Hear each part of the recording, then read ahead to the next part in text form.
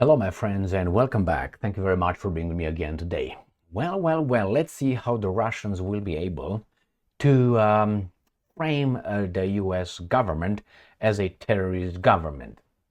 Why? Well, based on their evidence, it seems like the Russian investigators are trying to find the relevant evidence that the United States was involved in the Crocus concert hall terrorist attack. And that's exactly what Russia Today tells us in this beautiful article that I have for you.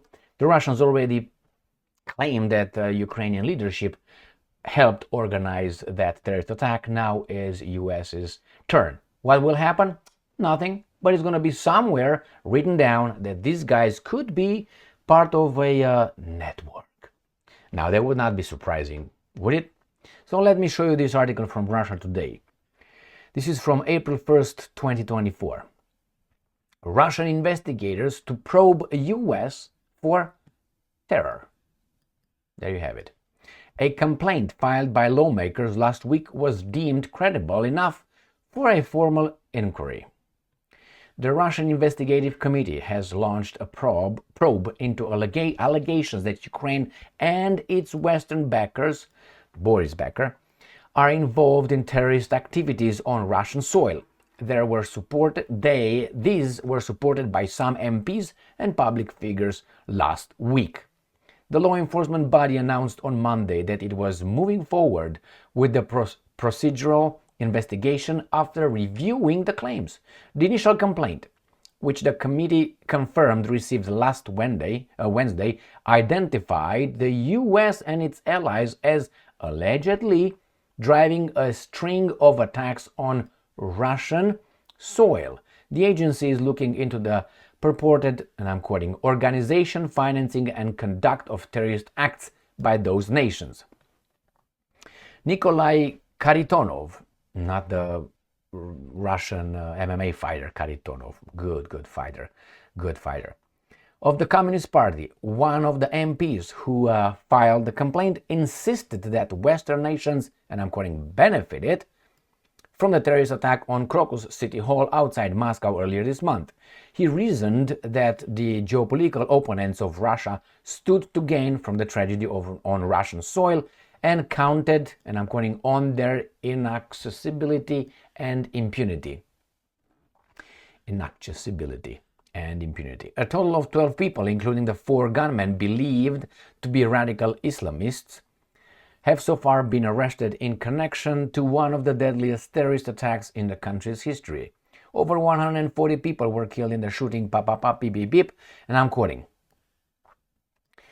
The US and its allies are today conducting terrorist acts on Russian territories with the hands of ISIS and Ukrainian special services, end quote. Kharitonov claimed on Telegram last week, and I'm quoting again. We demand that the political leadership of the US and Ukraine, as well as the intelligence services of these countries, be held criminally liable for organizing, financing, and conducting terrorist operations directed against Russia and the entire modern world.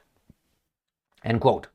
The complaint was signed by 3 Russian lawmakers as well as some public figures, including Alexander Dugin, whose daughter was blown up by or at least with the help of some Ukrainians. But anyway, his daughter Daria was killed by a car bomb in August 2022 in what is widely believed, to have been a targeted assassination attempt aimed at her father, a prominent nationalist. Russian investigators accused Kiev of organizing the bomb attack. Reports of the Western media said officials in the US likewise believe the Ukrainian covert operatives were behind the murder. We're talking about Daria Dugina. Is that terrorism? What did she do? What were the charges? She was a propagandist? Go and look at the definition of a propagandist, and you can attach that to many guys in the mainstream media in the United States of America. Go and check it out. The Ukrainian government has publicly claimed credit for some of the attacks against Russian targets, such as the bombing of the Crimean Bridge. Last week, head of the Security Service of Ukraine, SBU Vasily Malyuk, all but bragged about a string of assassinations of people he described as enemies of his country. I covered that in today's video that I made earlier today. When asked about several such killings during an interview, the official said the question was, and I'm quoting, directed to the right address, but we will not acknowledge that in any way, end quote. Malyuk proceeded to give some details about the crimes. Malyuk is among the senior Ukrainian officials wanted for terrorism by Moscow. The Russian Foreign Ministry said on Sunday it had sent a demand to Ukraine to hand such suspects over under the UN-backed international treaties on fighting terrorism, to which Kiev is a signatory. Kiev will ignore that because Al Capone will veto whatever it needs to be vetoed. I mean, we have the experience, but I don't know if Ukraine will never reach the level of the boss of the United States of America. Who's that? Well, you know. All right, my friends. So, what do we have here? These guys are going to probe the US.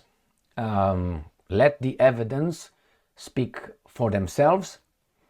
Will the Russians try to,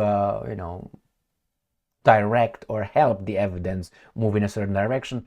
I suspect they will. Why? Because they're human beings, and as other countries did the same with others and just blamed that on Saddam, and then they said Saddam that, and then they said, we brought freedom and democracy after all, right? I mean, you were not supposed to. It's not your duty to do that. Well, as I always say, what are you going to do about it? Nothing. Then shut up. Well, why should I shut the fuck up? Well, don't shut the fuck up. Talk. The problem is Russians, if they provide enough evidence, Russia doesn't do this for the lost countries. No. They know that about 30 countries on this planet are lost for them. That is out of 193. So they still have, I don't know, about 160 countries. They still can have access to say, okay, you guys could be our friends. We can create a better world or something, or an alternative to this garbage. The 30 countries are obviously Al Capone, which is owned, and then Al Capone with his military, political, and economic power has under occupation the European Union, most European countries, Australia, New Zealand, Palau, South Korea, and Japan, and that's about it. In the Middle East, they got some people that could immediately switch loyalty, which there's no loyalty, it's loyalty based on money. Pakistan is one of those, it's not in the Middle East, I know, but it's one of those guys who receive some money and they, yes, sir. We don't talk about Israel because Israel is in a different category with Al Capone and the rest of the garbage, because it's like pop, beep, boom, boom. So the Russians are not doing this to, they know that nothing is going to happen. They just do it so everybody else, the 160 other countries that, could be independent, see it, and when the call will be boo, boo, boo, boo, boo, they might come and join Russia, China, India, Brazil, South Africa, Iran, North Korea, Saudi Arabia, and many other countries.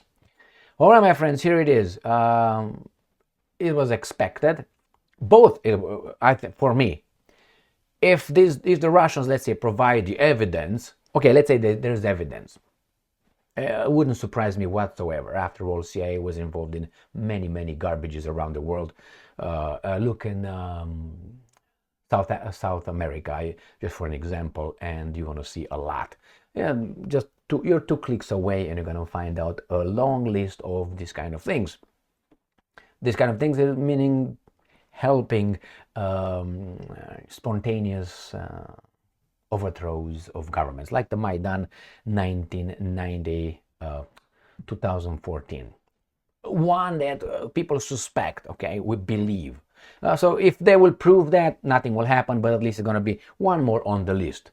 Now, if the Russians fudge the evidence and the thing, it will not surprise me at all, because that's a war right here between those guys who want to destroy these guys.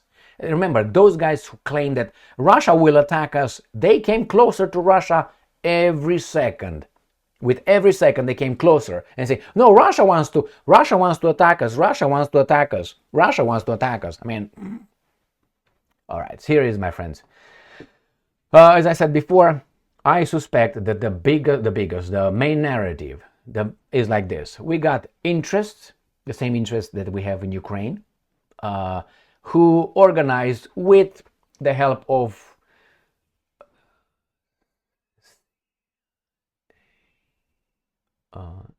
agencies, with certain agencies, organized and hired probably through Ukraine, and probably they followed a lot of steps, so it's going to be hard to follow the trail back to the source. And then the Ukrainians and the others took the Islamists, the extremists, those guys, the ISIS, whatever, and then immediately they knew it was those guys. Why? Because they said so. And those guys must be believed by these guys. Well, take it into consideration.